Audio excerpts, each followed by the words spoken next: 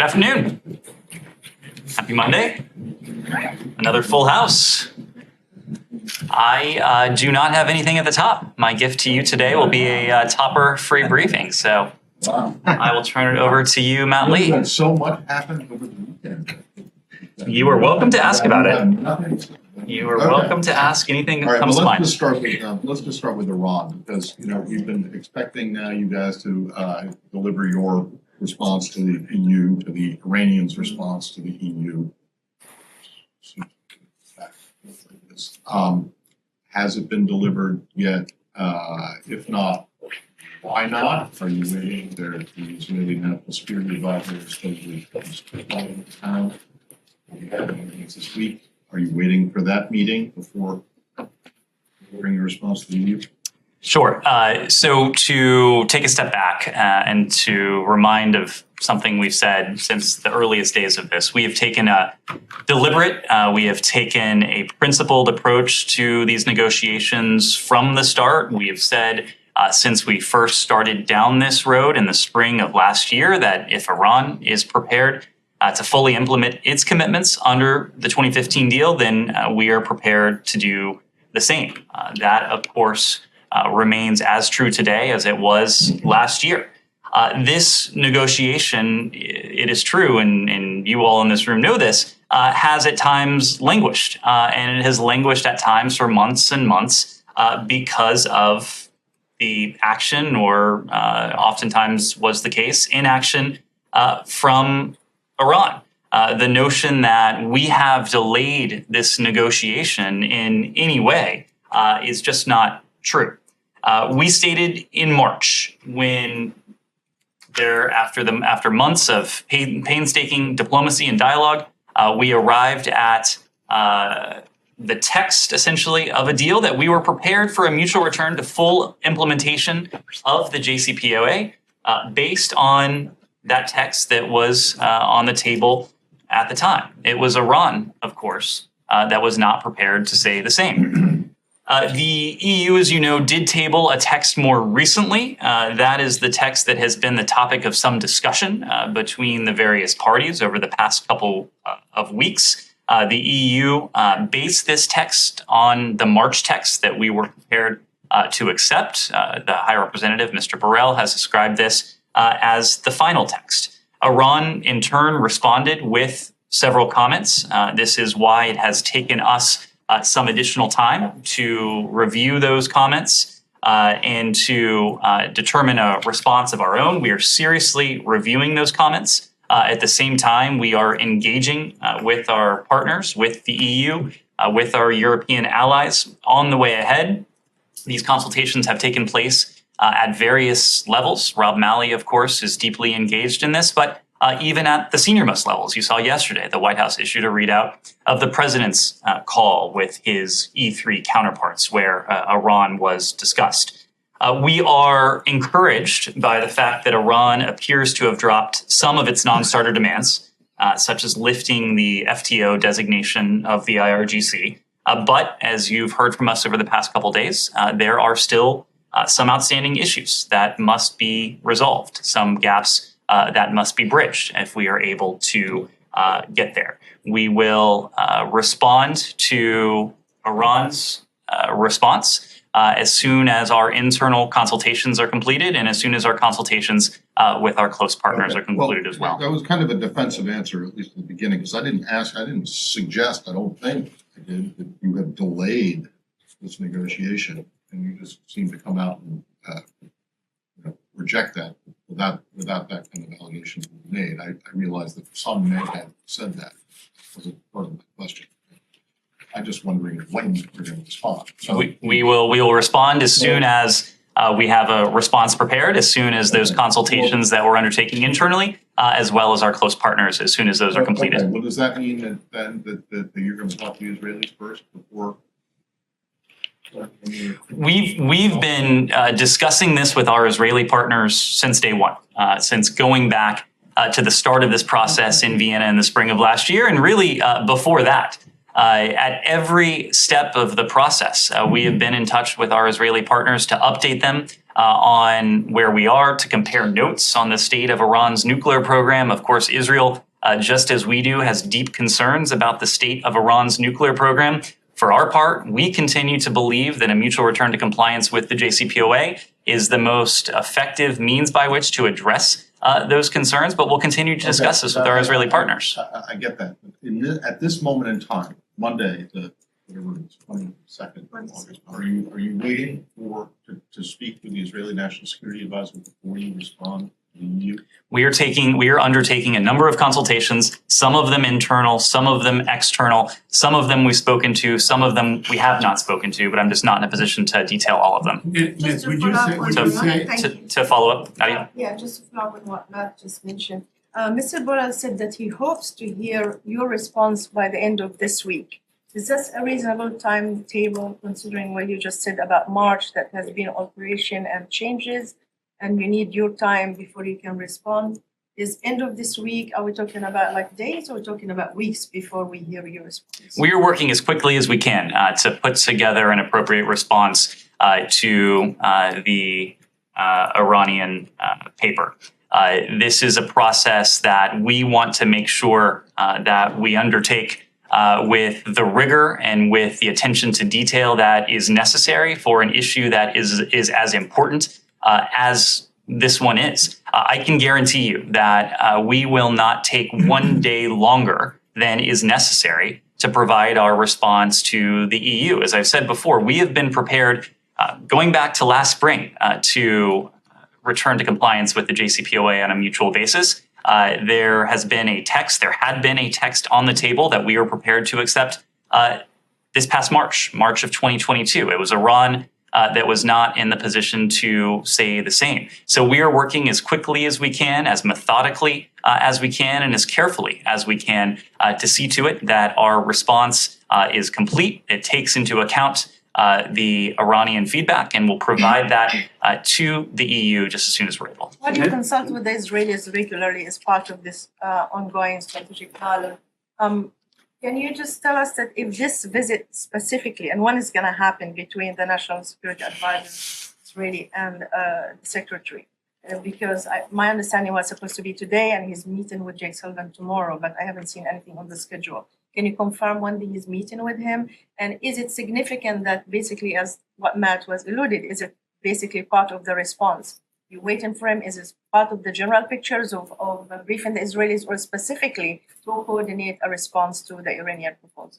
I don't expect we'll be in a position to arrange a meeting between the National Security Advisor and the Secretary, but there will be high-level consultations between the Israeli National Security Advisor and individuals in this building, in addition to the other interlocutors that Mr. Hulata will be meeting with this week in Washington. As you know, our relationship is deep with Israel. There are also a number of issues that we have to discuss together, including Israel's security, our support for it, regional security. But as part of regional security, of course, Iran looms large. In just about every one of our in-depth engagements with our Israeli partners, Iran is a topic of conversation. Oftentimes it is a central topic of conversation, and I expect that will be the case with the discussions this week. Would you say the two remaining obstacles, if they are the two remaining obstacles,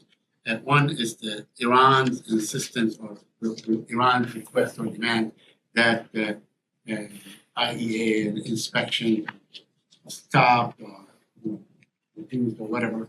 And the second one is that you are really having difficulty with members of your own party in the Senate. I mean, are you convinced that you can convince members of the Senate that matter? And I asked you about this last week, to go along with whatever you need. Saeed, we're looking at this at Iran's nuclear program as a national security challenge. We are consulting internally with our partners as well through the lens of foreign policy and national security. Any political considerations are not factoring in to the response that we provide back to the EU. We will continue to make the case, including to Americans here at home, as well as to lawmakers, of the utility of a mutual return to compliance with the JCPOA, especially in relation to where we are now with Iran's nuclear program, a nuclear program that was in a position, has been in a position to gallop forward in ways that are of deep concern to us, to our Israeli partners, to our European allies, to partners around the world since the last administration left the JCPOA. So we'll continue to have those discussions with lawmakers, but we're approaching this as the national security challenge this is. I'm not in a position, of course, to detail the negotiations that are taking place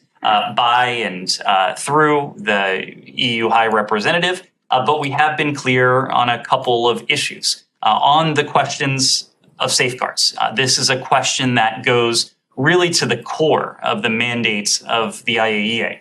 Safeguard investigations are not political. They are not leverage or bargaining chips. No one should try to treat them as such. Once the IAEA Director General reports to the Board of Governors that outstanding issues have been clarified and resolved, we expect Iran would come off the board's agenda.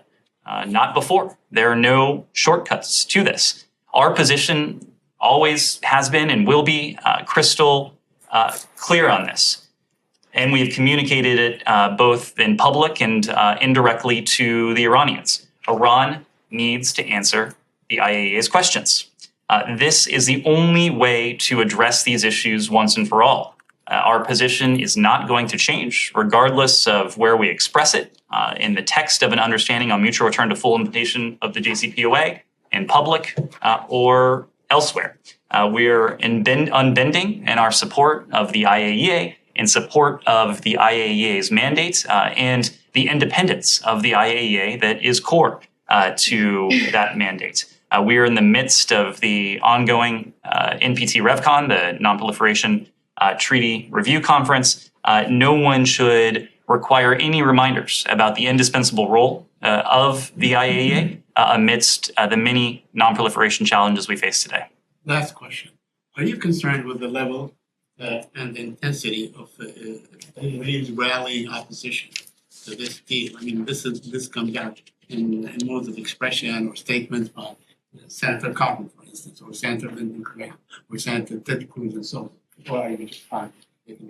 I'm going to let lawmakers speak for themselves. What is our charge, what is our obligation, is to continue to ensure that our partners around the world, the American people, and American lawmakers understand the dynamics at play, understand the details of where we are, understand the advancements that Iran has been in a position to make since May of 2018. We continue to believe on the basis of all of that, and I can tell you our intelligence community, this building, others throughout the interagency constantly look at these issues. It is still the assessment of the United States government that a mutual return to compliance with the JCPOA would be profoundly in our national security interest. Still on Iran, anything else? Sure, Nike? Yes, hi. UAE is returning its ambassador to Iran for the first time in 6 years to improve relationship. Do you have a U.S. assessment on this diplomatic detente? Well, the UAE, across a number of issues, has demonstrated time and again that it can play a constructive role in resolving and de-escalating sources of regional tension, including by enhancing its diplomatic ties. They also recognize, as do we, that this cannot succeed, this proposition cannot happen unless Iran ends the nuclear crisis that it has precipitated, and the United States, following a mutual return to compliance with the JCPOA, returns to that deal and lifts sanctions as part of that. We are on the same page with UAE and our other GCC partners. There is a broader trend towards de-escalation in the region. It's a trend we fully support.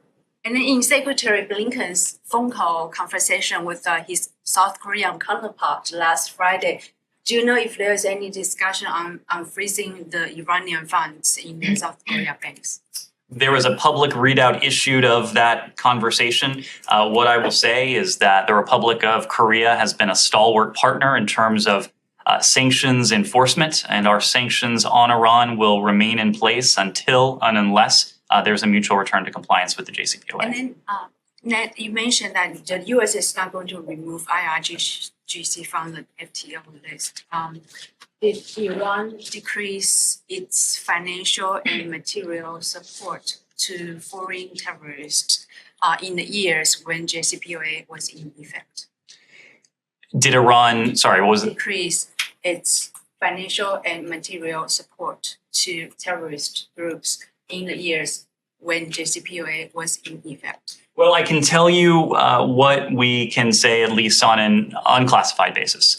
And that is something that observers of this dynamic were able to see with their own eyes. While the JCPOA was in effect, and actually in the period leading up to the conclusion of the JCPOA and its implementation, and while both sides were in full compliance with it, we did not see the types of attacks targeting our partners, targeting American diplomatic facilities, targeting Americans in the region.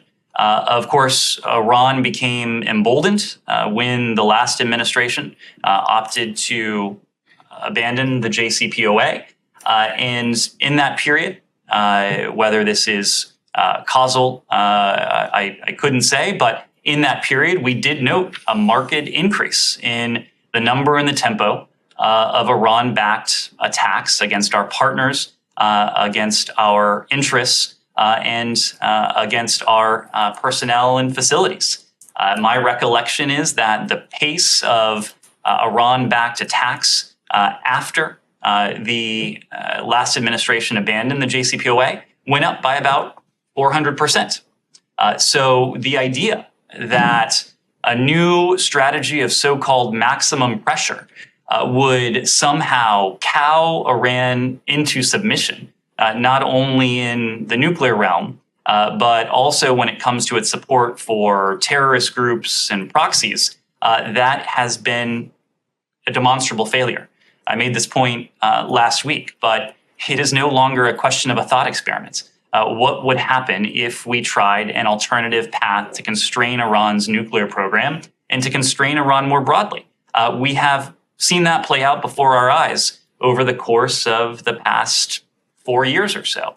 We have seen an Iran with a nuclear program that has been in a position to gallop forward, the breakout time shrinking, in many cases month over month, going down from a year at the height to now weeks or less.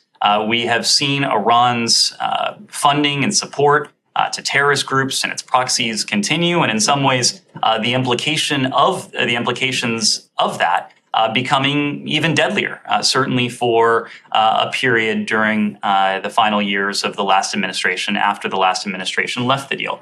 When it comes to the FTO and the IRGC, look, the president has been clear. He's been firm, he's been consistent that he will not lift the terrorism designation on the IRGC. Iran's demand that we do so has been removed from the latest version of the text that we have seen. And that's part of the reason why a deal is closer now than it was 2 weeks ago.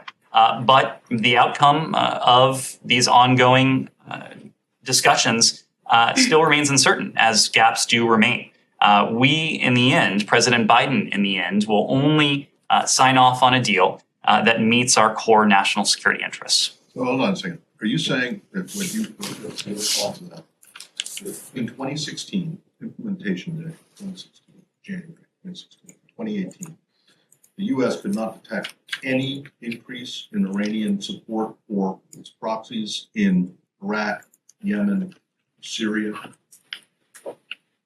I did not say that. Matt, what I said is that between... I'm sorry, I thought that was, she asked, did you, while the JCPOA was in effect? And I said what I can say that is unclassified and that is apparent for at least observers of the region was the sharp uptick in the pace and in some ways the lethality of the attacks that the IRGC and its proxies launched against our Okay, but partners that and our was- interests in the region. The question was about while it was in effect.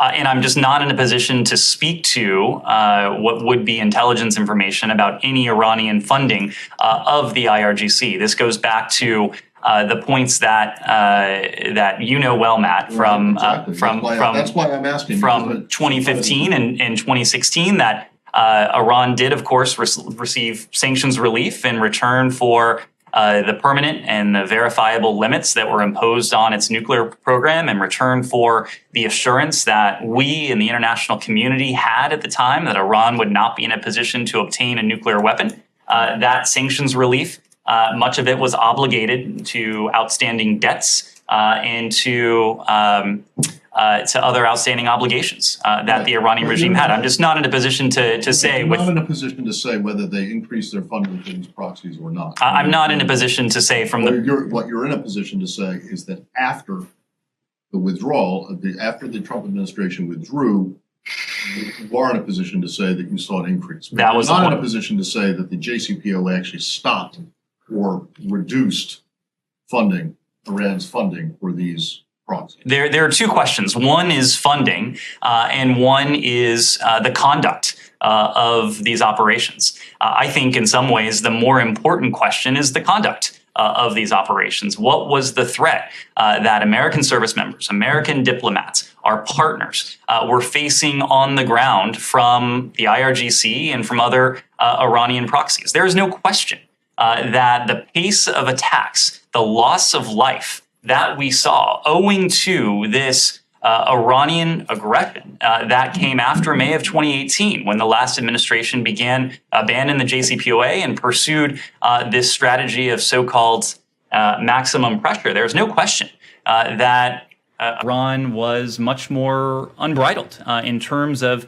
the attacks that we saw. Now, it's also true, and this would be true if this administration were to achieve a mutual return to compliance with the JCPOA, we would continue to use every tool in our disposal to go after the IRGC, to go after proxies, Iran-backed proxies in the region who would do us harm. The JCPOA would not take any of those tools off the table, and in fact, it would allow us to train our focus in some ways much more effectively on these threats. Were we to take off the table what would be the core, the central threat to all of us, and that would be an Iranian nuclear weapon. On Iran still? Yes, in the back. Going back to your response to Iran, your response in its nature, would it require Iran to give you a yes and no, or how is the drafting? Is it going to open more space for even more negotiations, and we are going to see more back and forth? Well, again, I'm not in a position to detail negotiation that is taking place through the EU. We're conveying our feedback directly and privately to the EU, but I will say this. Had there been a clean Iranian response, a clear yes answer, I'm not sure that we would be in a back and forth the way we are now. As we said at the time, the draft that the EU has put on the table, what the EU has called the best and the last proposal, that was substantially based on the March agreement that Rob Malley and his team were painstakingly involved in bringing to conclusion. It was Iran, not the United States, that was not in a position to accept that draft. We want to see this mutual return to compliance completed as quickly as we can, knowing the stakes of the status quo. And at least, at least in the last 10 days, did you have any negotiations about prisoner swap with Oman and Qatar? Again, throughout this process, and actually before the process began in Vienna in the spring of last year, in the spring of 2021, we have been crystal clear, including to the Iranians, about the priority we attach to the safe return of the American and dual national detainees that Iran continues to wrongfully detain. We are in a position to convey those clear and unequivocal messages regularly, and it is not dependent on negotiations regarding the JCPOA. And in fact, we have sought to see to it that the issues are not linked just because the JCPOA continues to be an uncertain proposition. Anything else on Iran? On Iran? Okay, Alex? Oh, okay. Go ahead. Yes, Jenny. Thank you, Nida. And South Korea. Last weekend, Secretary Blinken and South Korean Foreign Minister Park Jin held a telephone conversation, and these two secretaries talked about the Inflation Reduction Act, where South Korea's Samsung and Hyundai companies have promised huge investment in the United States.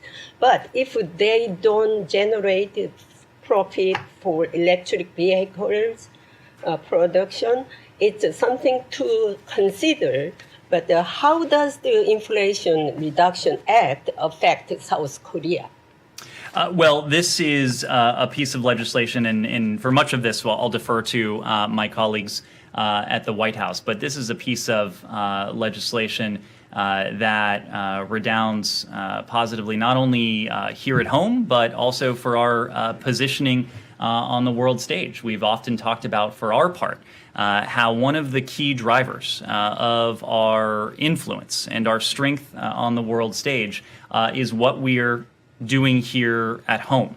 And this is an important piece of legislation that was worked on over the course of many months that will allow us to carry forward key elements of the domestic agenda that also will move us forward on the world stage. The Secretary Kerry's office has issued a statement on the climate elements of this deal and what this will enable us to continue to advance here at home. But we also recognize that as we continue to speak to partners around the world about the importance of meeting their ambitious climate goals and commitments, that we need to be in a position to demonstrate that we're making progress here at home. So across the climate issue, across a number of issues, this will be important for us. But for any implications for South Korea, I would need to refer you to colleagues. On North Korea, the North Korean leader Kim Jong-un's sister, Kim Yo-jong, has announced that North Korea has rejected the South Korean government bold plans proposal for North Korea. She also said that the North Korean nuclear program cannot be negotiated with economic cooperation. After all, North Korea is not willing to give up its nuclear weapons. What is the United States' position on North Korea's unwillingness to denuclearize? Well, we're not going to get into a back and forth with the DPRK on this. We've been clear about our support for the bold or the ambitious plan that the South Korean administration has put forward. It's a plan that's entirely consistent with our approach to the DPRK's nuclear weapons program, to its ballistic missile program, in that it sees the potential for practical, if incremental, advancements towards the complete denuclearization of the Korean Peninsula. That's really at the heart of our approach to the DPRK. As part of that, over the course of many months now, we have conveyed publicly, we've also conveyed repeatedly privately to the DPRK that we are ready and willing to engage in that dialogue and diplomacy. The DPRK has more recently heard that same message from the new administration in South Korea. We believe it is incumbent on the DPRK to respond and to respond affirmatively to that, knowing that, believing that we can achieve progress towards what is a collective goal. In the meantime, we're going to continue to stand by our treaty allies, the ROK, Japan, other allies in the Indo-Pacific, and to ensure that we are postured appropriately through defense and deterrence against any threats or provocations we may collectively face from the DPRK.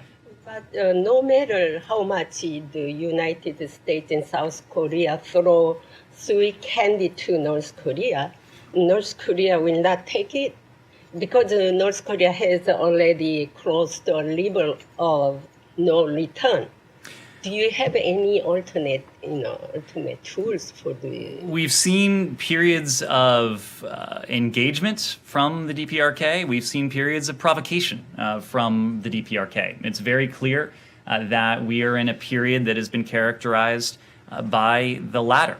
Far be it from me to try to surmise or to assess what it is that the DPRK seeks in its provocations, but we are going to continue to be clear about what we are prepared to do and what we seek collectively to achieve with our South Korean allies, with our Japanese allies, and we'll continue to convey those messages both publicly and directly to the DPRK. Thank you. Yes. Earlier today, Saudi Minister of Energy said that OPEC Plus has all the means to deal with challenges, including cutting production at any time and in different forms. What do you make of this statement?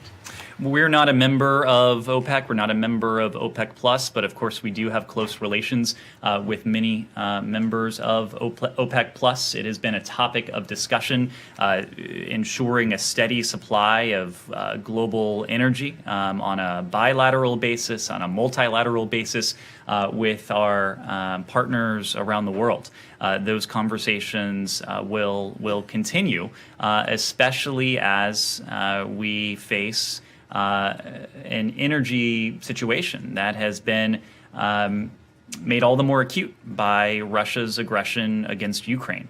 We, for our part, have done what we can, both domestically here at home by tapping into our Strategic Petroleum Reserve at an unprecedented pace, by working with allies around the world, including in regions literally halfway around the world, to surge supplies of LNG to our allies and partners in other regions of the world that may experience a need for it, especially as the winter months approach. Together with our European partners, we've also launched a task force focused on the long-term implications of energy, how we can accelerate that transition to renewables, and how we can transition away from dependence on Russia and other unreliable, undependable sources of global energy. Those discussions are continuing, as will our discussions with members of OPEC on this. Can you give us an update on the U.S. mediation between Lebanon and Israel regarding the maritime borders? And is Mr. Hochstein heading to the region soon? I don't have any travel for Amos Hochstein to announce at the time. We do, and he does, remain in touch with the parties in the region. For our part, we remain committed to facilitating negotiations between Lebanon and Israel to reach a decision on the delimitation of the maritime boundary. Progress towards a resolution can only be reached through negotiation by the two governments, and we welcome the consultative and open spirit of the parties to reach a final decision, which has, we believe, the potential to yield greater stability, security, and prosperity for Lebanon, as well as Israel, as well as for the region. And we believe that a resolution is possible. One more question, please. Is the agreement that you were working on between Lebanon and Egypt and Syria to bring gas from Egypt is dead?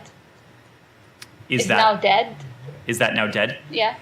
This is about the maritime issue. We're speaking to the delimitation of the maritime boundary in this regard. Yes. A couple of questions on Russia, Ukraine, but first thing first. This week, Ukraine celebrates its Independence Day. President Zelensky warned that there will be particularly nasty Russian attack ahead of the holiday. I just wonder how much, based on your assessment, your intelligence information, how much you can back that assessment, and if so, what kind of reaction will that invite from the U.S.? I don't have any intelligence. You won't be surprised to share from the podium. But what I can tell you, Alex, is that we are going to mark together with our Ukrainian partners Ukrainian Independence Day on Wednesday. Not only will this be Ukrainian Independence Day, what should be a time for joy and celebration on the part of Ukrainians in Ukraine, but also around the world. But of course, it's taking place in the context of what has been Moscow's brutal aggression. And Wednesday, probably coincidentally, will also mark 6 months of this brutal aggression.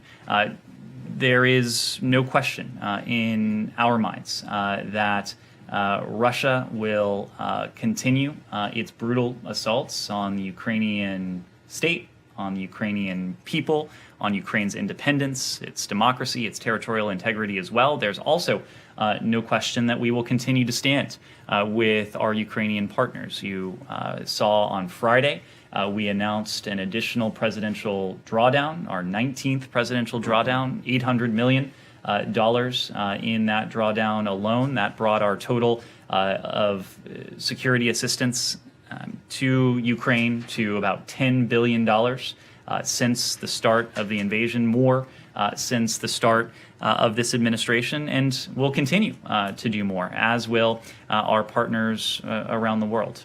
The State Department also was quoted today as saying that it does not support a blanket visa ban against Russian citizens. It's important to draw a line between the actions of the Russian government and the people of Russia. I'm quoting the official was quoted on the media. You said from the get-go that it depends on Russian people to stand up against the regime, to address its behavior. I'm just wondering, how do you expect them to do so if they don't share the burden? If they don't share the burden, because you say that we need to draw a line between people and the government. If you let them enjoy visa, privilege in Europe and the U.S., how do you expect them to stand up against the regime? So just a moment ago, Alex, I spoke to one side of the equation, what we're doing to support our Ukrainian partners. There's another side of the equation, and it's what we're doing to hold President Putin and key decision makers in Moscow to account for this brutal, unjustified war against Ukraine. We have enacted the severe consequences that we pledged before February 24th, and we've done so consistently since the start of Russia's full-scale invasion of Ukraine on February 24th. Since that date, we have taken steps to impose visa restrictions on 5,000 individuals in response to Russia's invasion of Ukraine. We'll continue to identify those who are responsible for Russia's invasion, and will promote accountability for their culpability for Moscow's aggression. We are looking at all appropriate tools to hold Moscow to account for this war. At the same time, we want to ensure that we are not closing off potential pathways to those who are themselves fleeing President Putin's repression at home, those who are seeking refuge or safety, the many Russian dissidents, Russian human rights defenders, Russian truth tellers who have stood up to President Putin's war and who may be vulnerable to human rights abuses because merely for exercising what should be their fundamental and universal rights. To your question, we've also been clear that we do have to draw a line between those who are culpable for this aggression, culpable in some ways, and the people of Russia. This is a brutal war that has taken a devastating toll on the people of Ukraine, first and foremost, but the people of Russia have lost thousands upon thousands of their fellow citizens. The financial and economic costs that Russia has suffered because of this, costs that are in some ways passed on to average Russians, those are significant as well. So we want to ensure that we're continuing to promote accountability, but that we're doing so in a way that is targeted at those who, in the first instance, started this war, and who, much more than others, could bring this war to a swift close if they chose. My last one on this topic. The Treasury Department on Saturday warned Turkey that Russian entities and individuals might be attempting to bypass sanctions in Turkey. quite frankly, for those of us who have been following this topic and also have been asking about it in this room for many months, we were surprised because you have been trying to refrain from naming the name when it comes to Turkey.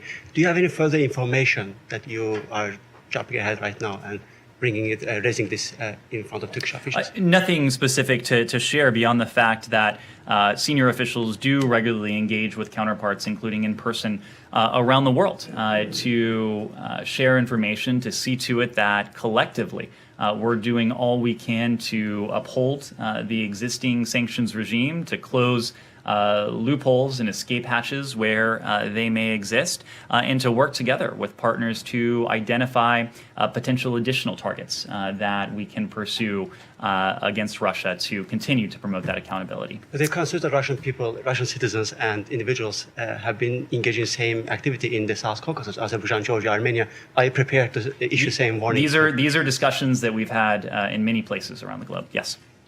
Thank you, Ned. This Friday, August 26th, will mark 1 year since a suicide bomber took the lives of 150 Afghans and 13 US service members at Kabul's international airport. And next week will mark 1 year since the US withdrawal from Afghanistan.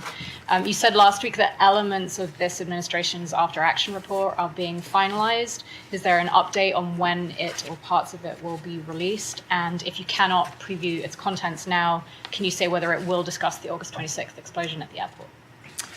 What I can say about the after action report that Secretary Blinken ordered in the aftermath of the U.S. military withdrawal from Afghanistan is that it was led by Dan Smith, a career ambassador, someone who knows this institution as well as anyone, and perhaps in some ways better. I'm sorry? Former Secretary of State, if I'm not mistaken. Former acting, correct? Yes, that's right. One of his many accolades and positions. The review draws upon information that was classified at all levels. We wanted to see to it that the review could be as comprehensive and as accurate and reflective as possible. And so for that reason, the review itself is classified. It is, there's always a process when it comes to speaking to documents and reports that are drafted on a classified basis. At the same time, the Secretary has been clear that he wants this department, but to the extent possible, we want the American people to be able to benefit from the lessons of yes, the final weeks in Afghanistan, but the final 2 years in Afghanistan, that's the scope of this AAR, but also the 20-year experience that America had in Afghanistan over the course of successive administrations. That is beyond the scope of the AAR, but it's also important as we look back on a year after the end of the evacuation at Kabul International Airport, that we take stock of those lessons, the lessons from that month, the lessons from that period,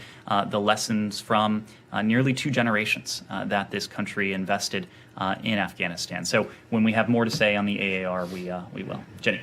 Thanks. Does the U.S. have an assessment of who was behind the car bombing that killed Daria Dugina in Moscow?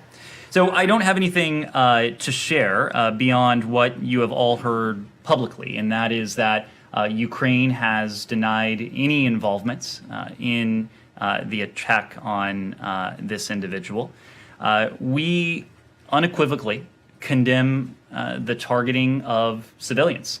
We condemn the targeting of civilians, whether that's in Kyiv, whether that's in Bucha, whether that's in Kharkiv, whether that's in Kramatorsk, whether that's in Mariupol, or whether that's in Moscow. That principle applies around the world. So the U.S. is confident that Ukraine was not behind this and rejects Moscow's accusations that it was? I have no doubt that the Russians will investigate this. I also have no doubt that the Russians will put forward certain conclusions. All I can say from here is that Ukraine has denied any involvement, and for our part, we condemn the intentional targeting of civilians anywhere. And then on the deal to free Paul Whelan and Brittany Griner, has there been any movement on that? This is something we continue to work with the utmost urgency. I said last week that we had engaged in discussions with Russian counterparts on this. Those discussions are ongoing. We've made very clear, as we have publicly, that we proposed a substantial proposal, as we called it, for the release of Paul Whelan and Brittany Griner.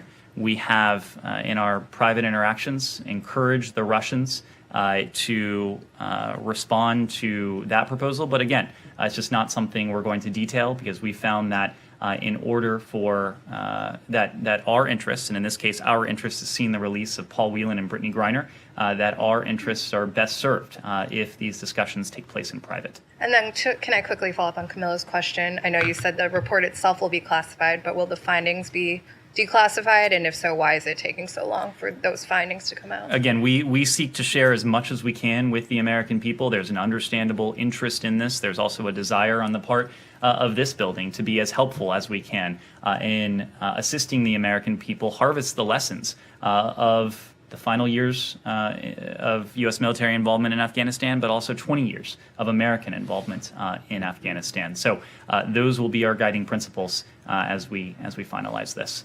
Yes, Shannon? Going back to Brittany Griner, of course, as you saw, Dennis Rodman has said he planned to go to Russia to try to secure her freedom, perhaps as soon as this week. I was just wondering if you can address, how does this kind of outside influence jeopardize your efforts to secure her release? Well, we have seen through the media, and really only through the media, that Dennis Rodman has said he does intend to travel to Russia. I want to be clear, he would not be traveling on behalf of the U.S. government. I've just reiterated what we've said now for the past several weeks. We put forward a substantial proposal to Russia to seek the freedom of Paul Whelan and Brittany Griner. We believe that anything other than negotiating further through the established channel is likely to complicate and hinder those release efforts. We've also provided very clear guidance to American citizens owing to a number of threats, not the least of which is the threat of wrongful detention, that Americans should not travel to Russia. That has been our message to private Americans across the board. Yes, go ahead.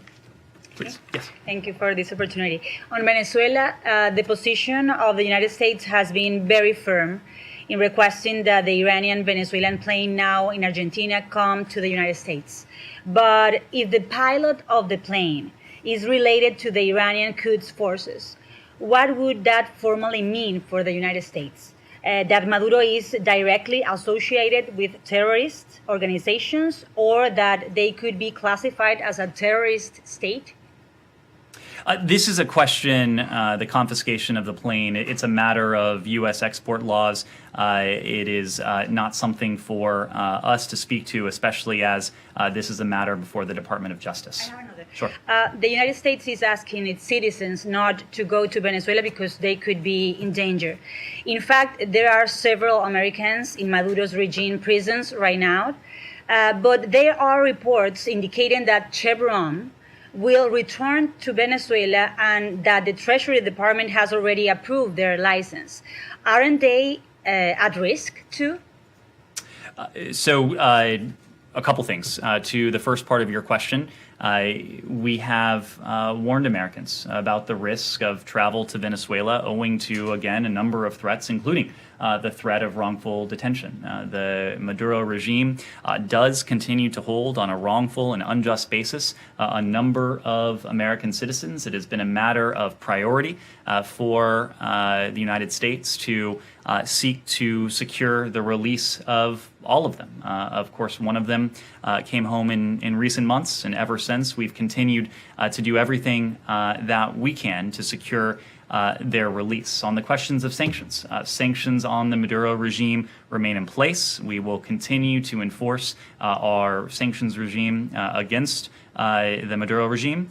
We've long made clear that we would review our sanctions policies in response to steps that would be constructive if the Maduro regime and if the Venezuelan parties were to make meaningful progress in the Venezuelan-led negotiations in Mexico. At the same time, we've also been clear that we will review our sanctions posture should the Maduro regime, on the other hand, fail to negotiate in good faith or to follow through on those commitments. But is that official that Chevron will return to Venezuela to handle the export of Venezuelan oil? Can you confirm that? I can't confirm that. I'm not going to speak for a private U.S. company, but what I can say is that our sanctions on the Maduro regime remain in place. They will remain in place until and unless there is demonstrable progress towards fulfilling the democratic aspirations of the Venezuelan people. If the Maduro regime fails to make good on its pledge to negotiate in good faith,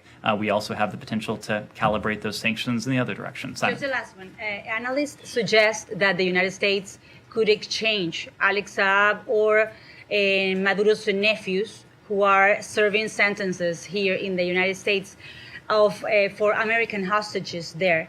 Is that a real possibility? And also, if you can confirm that, as Maduro said, that U.S. is going to reactivate Caracas-Miami flights, and if there is a plan to open the embassy in Caracas. Thank you.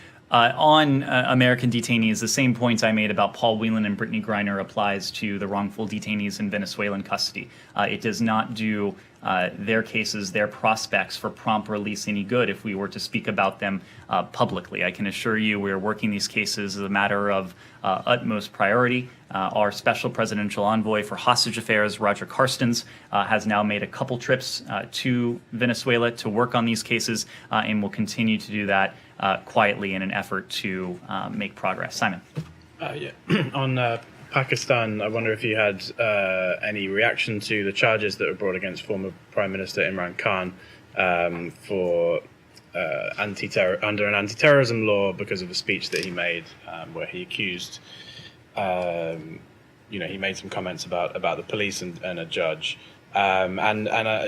specifically this anti-terrorism law that's been used. Do you support or do you believe that that's appropriate to use an anti-terror law against a speech, given your focus on human rights at the center of foreign policy?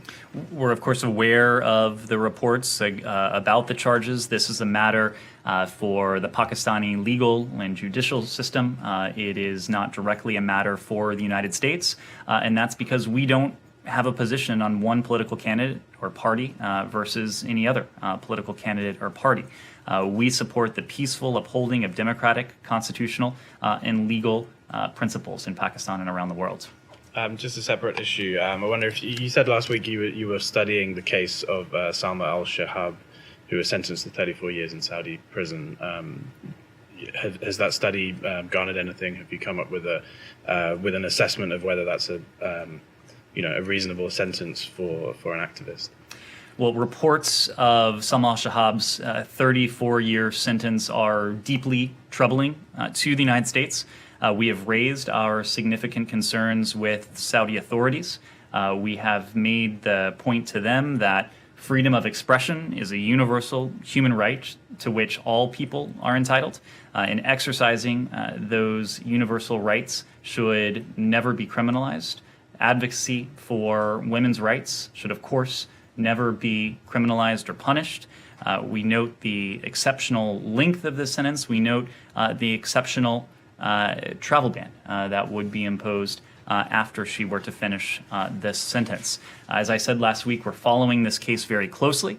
We've had a number of conversations with our Saudi counterparts in recent days. We'll continue to have those discussions and conversations and to raise our concerns privately with the Saudi government.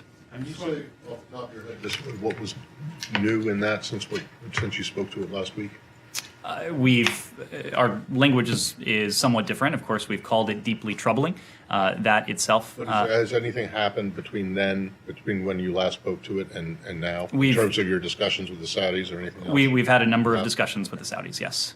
Saeed. Thank you. On the Palestinian organization, The Guardian just wrote a lengthy report that the CIA is not convinced that the evidence that the Israelis submitted amounts to what it purports to be.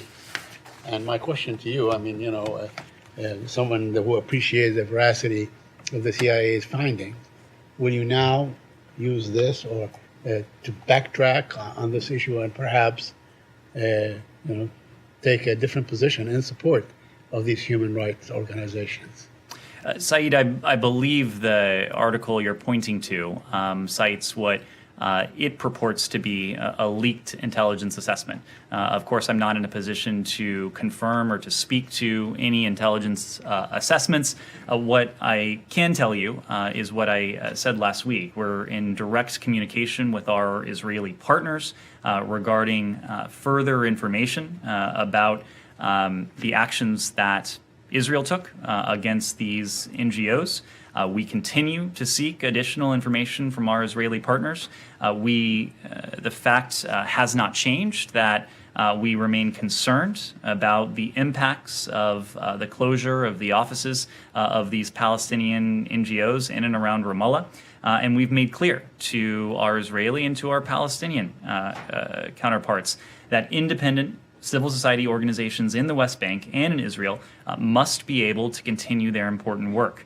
We value the work of civil society, including the monitoring of human rights violations and abuses that independent NGOs undertake in the West Bank and Gaza and Israel and elsewhere around the world. As you know, we have long designated the PFLP as a foreign terrorist organization, also as a specially designated global terrorist organization. We, at the same time, have not designated any of these NGOs, nor have we funded any of these groups over the years. But we're continuing to seek additional information from our Israeli partners. Ned, the article notwithstanding, 9 of your allies, among them Germany and France and other countries and so on, basically said, to use the president's favorite word, that this connection with the PFLP is a lot of malarkey.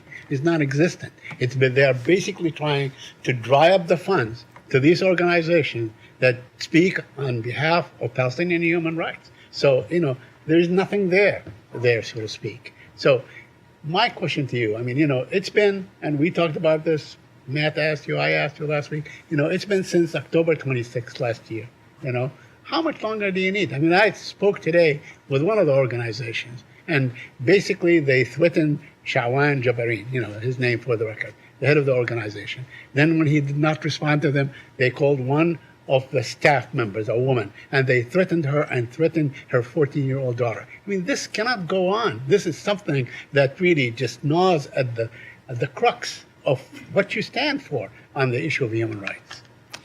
Saeed, to your question, the fact has not changed. We are concerned by what we saw last week. We've had conversations with our Israeli partners. We have sought additional information. They have pledged to provide additional information. We have continued to be in touch with them. This goes back, as you alluded to last year. In the aftermath of the designation of these organizations, the Israelis provided us with a rather large amount of information on the basis for their designations. This was a lot of information. It was information that we in turn provided to our partners throughout the U.S. government, some departments and agencies with expertise in these matters who could analyze this information along with us. As I said, last Thursday, we have not seen anything to date, anything that has been provided to us privately or anything that we've seen publicly that has caused us to change our position on or approach to these organizations. Now, our relationship with these organizations has always been slightly different than the relationship that our EU allies have had. We, for our part, have not funded these organizations, but neither have we designated them. And again, we have not seen anything in the information that was provided last year or that has been provided more recently that would change our position. Sorry, has there been any information provided? You were talking with great anticipation that the Israelis had promised something to you on Thursday and that you were expecting to get it, but you haven't gotten it yet. We've been in communication with our Israeli partners regarding further information. I imagine those discussions will continue. Nothing that they have said since Thursday, because I just want to make sure I understand, has caused you to change your mind at all. That is correct. Right. And then when Saeed asked about, your European allies and their statements, I mean, it's not just the foreign ministries that are saying this, it's also, and I guess he speaks for the foreign ministries, but Mr. Borrell, who is your pal, particularly an interlocutor on the Iran nuclear deal, said today, and repeating what the foreign ministries of those 9 countries said, that these actions, meaning the Israeli actions, are not acceptable.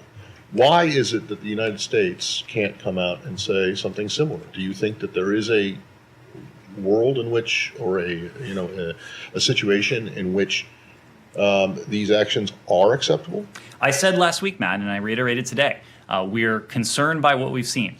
Made the point that there has to be an exceedingly high bar for any government anywhere in the world to take action against independent, non-governmental organizations.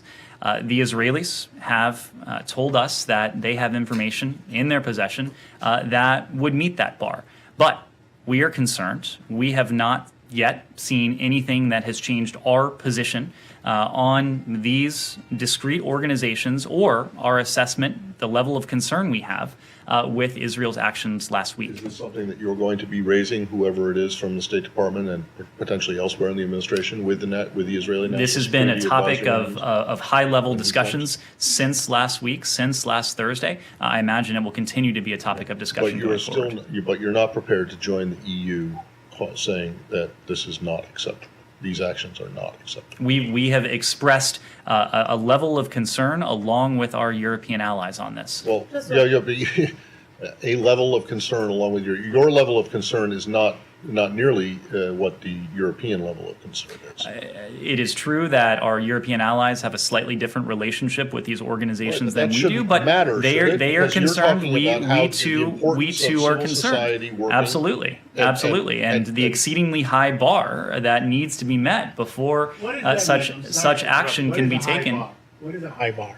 What does that mean? There needs to be an adequate predicate before action can or should be taken against independent NGOs. Ned, you know perfectly well, there is not an hour that goes by without Israel violating dozens of human rights violations against the Palestinians. Now they don't have these organizations as a recourse.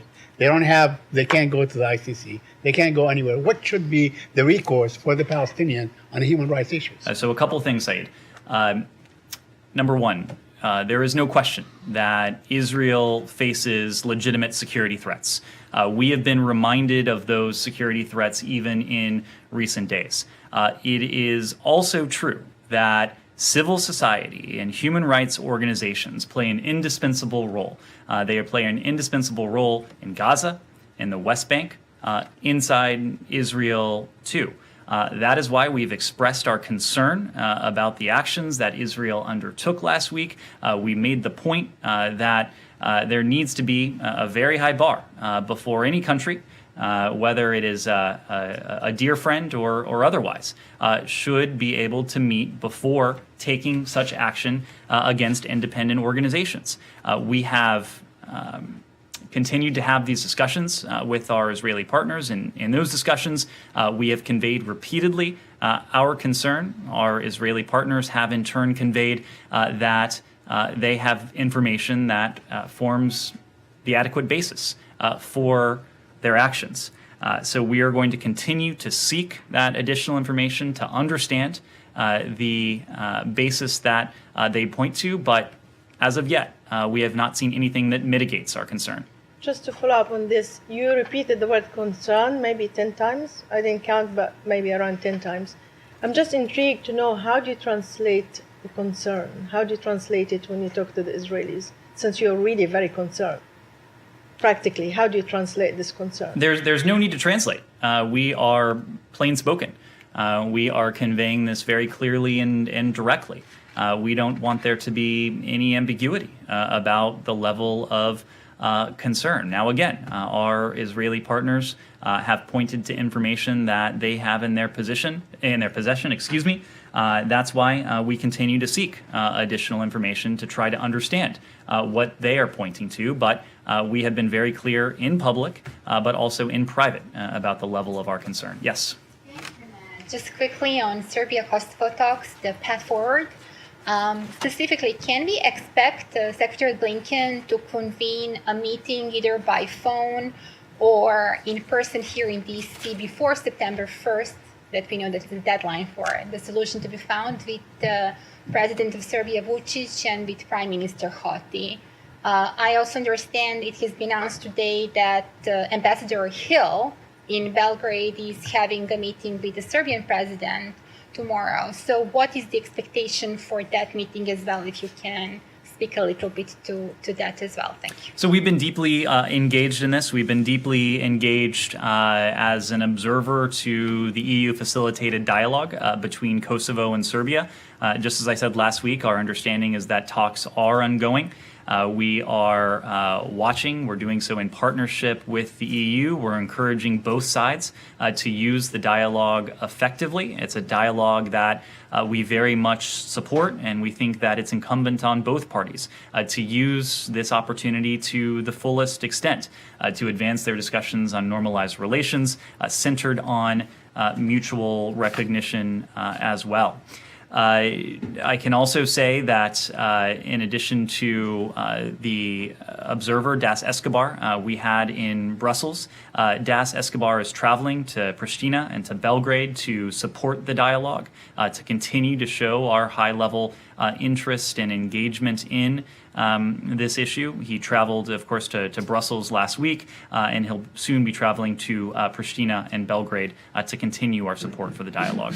Yes? And Secretary Blinken, this is what I asked at the beginning, can we expect him to convene a phone call or in-person meeting with the leaders of Serbia and Kosovo? If we feel that the Secretary's engagement over the phone or in person is the indispensable ingredient to getting something like that over the finish line, Secretary Blinken doesn't hesitate to pick up the phone and to have those conversations. Yes? This question is on Mexico.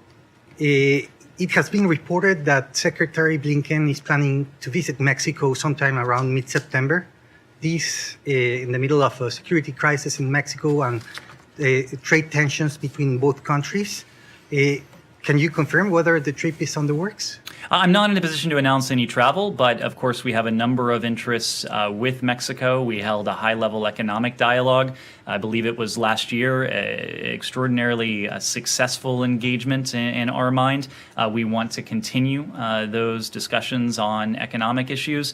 There are a number of opportunities to discuss the other shared interests that we have with Mexico, whether it is security, whether it's counter-narcotics, whether it's trade, whether it's investment, and we'll take advantage of every opportunity to do that. On a related question, President López Obrador from Mexico has denounced repeatedly, most recently last month, a tweet by Secretary Blinken where he expressed concern about violence against journalists in Mexico that was published back in February. Does these attacks by the Mexican president would prevent the secretary to continue advocating for Mexican journalists which are facing a record, year of violence? What the secretary pointed out is the danger that journalists around the world face, and there's no question that journalists in Mexico have come under threat. Too many have lost their lives. There's also no question that President López Obrador has voiced his full support for accountability for these killings. We certainly welcome the statements that we've heard from the Mexican government condemning these actions against independent media voices who have been silenced by non-state actors. We'll continue to work with our Mexican partners to address some of the underlying security challenges that have posed an increased level of danger to not only to reporters, but to those in parts of Mexico. Thank you. Thanks. Yes.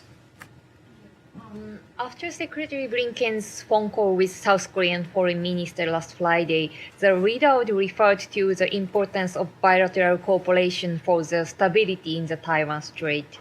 Could you provide more detail about what was discussed on this topic? And also, could you talk about the significance of US-Korea bilateral and US-Korea-Japan trilateral cooperation in the context of tensions in Taiwan Strait as well as North Korea's threat? Sure. So I've already said this once today, but I'm not in a position to specifically go beyond the readout of that call. But the point you allude to refers to the fact that we share not only values, but a number of important interests with our allies in the ROK. And one of those important interests is stability across the Taiwan Strait. This is an important global crossroads. An enormous amount of global commerce passes through the Taiwan Strait over the course of some 4 decades now. The United States and our allies and partners in the region have stood up to defend and to preserve that status quo, knowing just how important it is, not only to the people on Taiwan, but to other countries and stakeholders in the region. When it comes to Japan and the ROK, we have made clear that we view trilateral cooperation between and among these 3 countries as pivotal to a number of shared interests we have. We most often speak about it in the context of the DPRK's weapons of mass destruction programs, but at our heart, at our core, we share an enduring interest in a free and open Indo-Pacific region. That is really what connects us in terms of our interests, in terms of our values as well.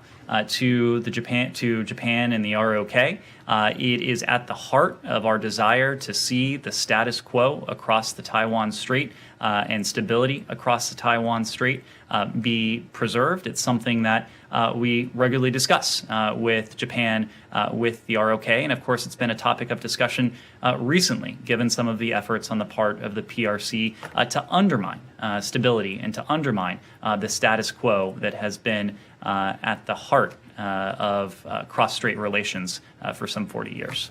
Yes, Michelle. Yep. Do you have any readout on the phone call that Senior Advisor Hochstein had today with Lebanese Deputy Speaker Abu Saab? I don't, beyond what I said earlier, that we've remained in touch with the parties. Senior Advisor Hochstein was in the region several weeks ago.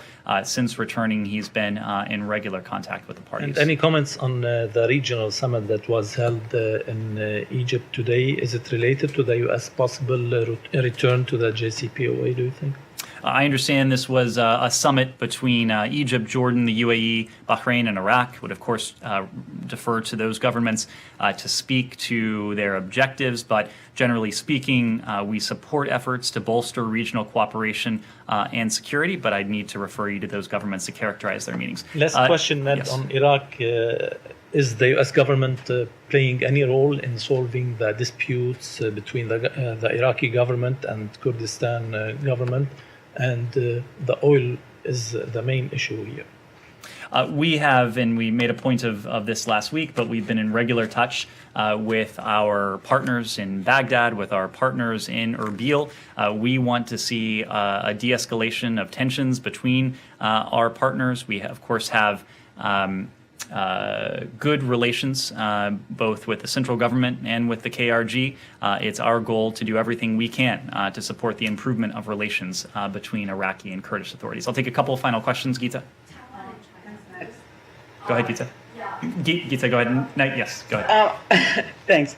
I want to go back to Iran very briefly. You said that Iran has dropped the IRGC FTO demand. Is it your understanding that this is a permanent decision on the part of Iran, or should the JCPOA be revived, it may be brought back up again by them? You'll have to ask them their ultimate intentions. What I can tell you is that the demand had been removed from the latest versions of the text that the EU had circulated. Thank you. Yes, sir. The New START. Both you and a number of other senior U.S. officials are publicly saying that the U.S. is committed to the New START and to upholding its key provisions. The Russians, when they announced their decision to suspend inspections, cited very specific reasons for that, such as problems obtaining visas for Russian inspectors, problems transiting both air crews, as far as I understood, and inspectors transiting the third countries while en route to the United States, and so on. So my question is the United States doing anything specifically to address those issues, to take care of those concerns as they were announced by the Russian government? We remain committed to continued implementation of the New START treaty. We believe its indispensability is as relevant today as it was when the treaty came into force. As you know, we had paused inspection activity due to COVID in the spring of 2020. Nevertheless, both sides, both the United States and Russia, have continued to provide data declarations and notifications in accordance with the treaty.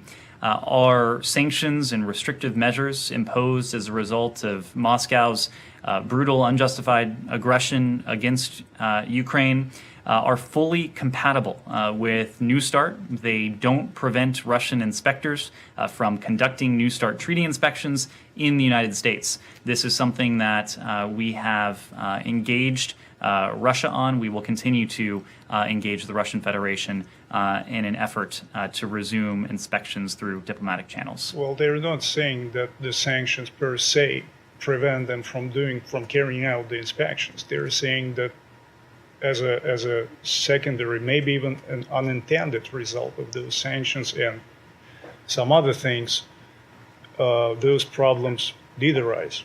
So, anything? Are you working on that specifically? We've engaged the Russians on this. We've been clear from our side that the sanctions and other measures we've imposed in no way restrict or are in no way incompatible with our obligations under New START. Final question. Go ahead. Taiwan and China, you just mentioned Taiwan Strait, the stability of Taiwan Strait. How close is the United States monitoring Chinese action after the visit of Indiana governor who visited Taiwan, who was the first governor to visit Taiwan since the pandemic? And does the United States assess the Chinese military escalation and provocation near the Taiwan Strait a result of PRC's domestic political calculation? That's really a question for the PRC, what they would point to in terms of what is unquestionably their aggressive and in many ways unprecedented provocations and military maneuvers in the Taiwan Straits and around the Taiwan Strait. For our part, we are monitoring things very closely. We have made clear to our partners on Taiwan, to other countries in the region, that is our goal. It is our goal to defend, to preserve stability across the Taiwan Strait, to preserve the status quo that have served the interest of countries and other stakeholders in the region for 40 years now. To the point I was making earlier, it is the PRC that has sought with its recent actions, but also with actions over the course of several years now to undermine the status quo that has been at the heart of that stability across the Taiwan Strait. Does the United States subscribe to PRC's One China principle? We have our One China policy. Just to clarify something, you said our goal is to defend, to preserve stability across the Taiwan Strait, to preserve the status quo. Before that, you said we have made clear to our partners on Taiwan, to other countries in the region. You're not including Taiwan as a country, are you? That's right. Great. Thank you.